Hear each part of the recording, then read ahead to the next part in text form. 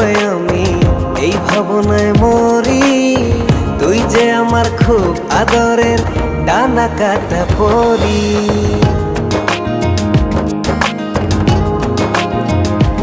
তোকে দেখে